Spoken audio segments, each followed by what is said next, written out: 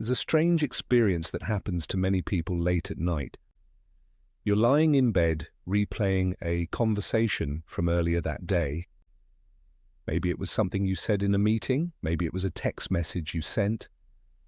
Maybe it was a moment where you felt slightly awkward.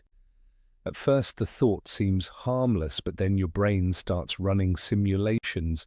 Did I say the wrong thing? Did they think I sounded stupid? Should I have answered differently? And suddenly your brain begins building alternate timelines of what could have happened. In one version, you gave the perfect response.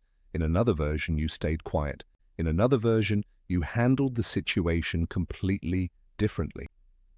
The strange thing is that none of these scenarios are real. They only exist in your mind, and yet the emotional reaction feels real. Your heart rate rises, you feel anxious, maybe even embarrassed.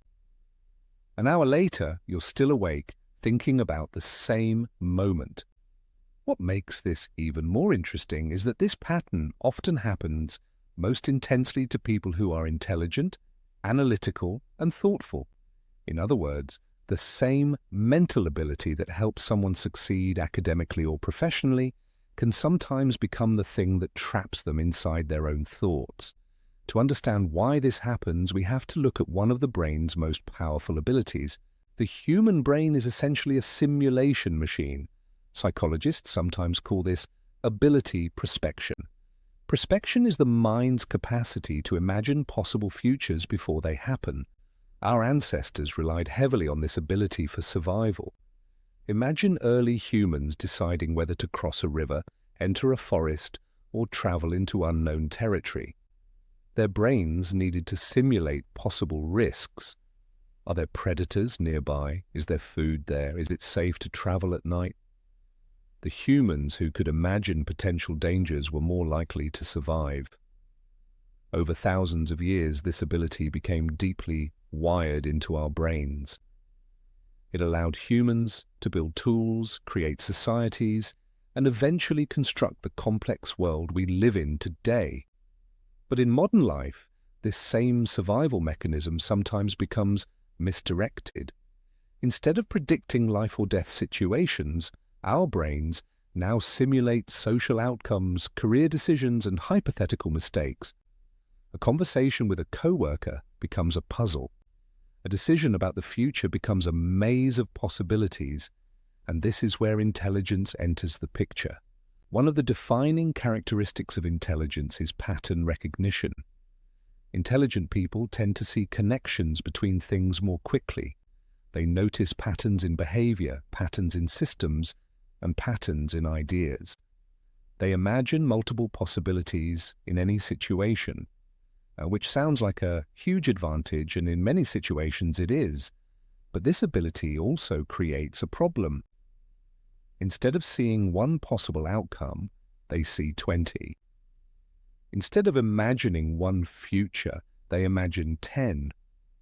And each possibility creates a new question. What if this happens? What if that happens? What if I fail? What if I regret this decision later? Soon, the brain becomes overwhelmed with possibilities. Psychologists refer to this as analysis paralysis. When the brain generates too many possible outcomes, it becomes difficult to choose any path at all. Instead of moving forward, the person becomes stuck evaluating every option. You can see this clearly when people try to choose a career. A highly analytical person might try to evaluate every possible factor before making a decision. They think about salary, long-term stability, industry trends, work-life balance, geographic flexibility, and personal fulfillment. Each factor creates another layer of complexity.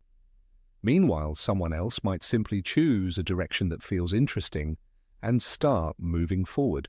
Ironically, the person who thought less about the decision often ends up making progress faster. This doesn't mean intelligence is a disadvantage. It simply means intelligence creates a different kind of challenge.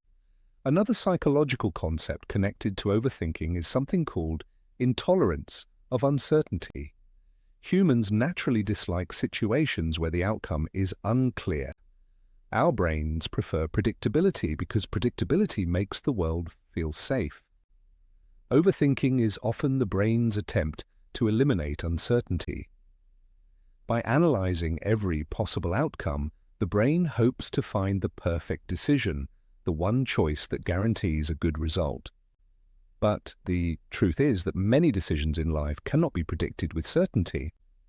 Careers change, relationships evolve, opportunities appear unexpectedly. The future is full of variables that no amount of thinking can fully control. And when someone tries to think their way to absolute certainty, they often end up doing the opposite. They become more uncertain, not less. There is another interesting pattern that shows up when you study successful people. Instead of trying to eliminate uncertainty before acting, they act and allow reality to provide feedback. In psychology, this is sometimes described as having a bias toward action. People with this mindset understand something important. Thinking can generate ideas, but action generates information. When you start something, you immediately begin learning things that thinking alone could never reveal. For example, someone thinking about starting a business might spend years analyzing the perfect idea. They research markets, build financial models, study competitors, and imagine countless strategies. Meanwhile, another person might simply start a small project and see what happens. Within months, they gain real feedback, real experience, and real data from the world. They learn faster because they are interacting with reality rather than just imagining it. Overthinking often feels productive because it creates the illusion of progress. It feels like you're solving something. It feels like you're getting closer to the right answer. But in many situations, thinking alone doesn't move you forward. It simply keeps you trapped inside your own mind. The strange truth is that clarity rarely comes from endless thinking. Clarity usually comes from movement, from trying things, from learning through experience. Overthinking is not a sign that something is wrong with you. In many cases, it's simply the result of a brain that is trying very hard to understand everything. But life rarely rewards perfect analysis. It rewards progress. And sometimes the only way to stop overthinking is to start doing.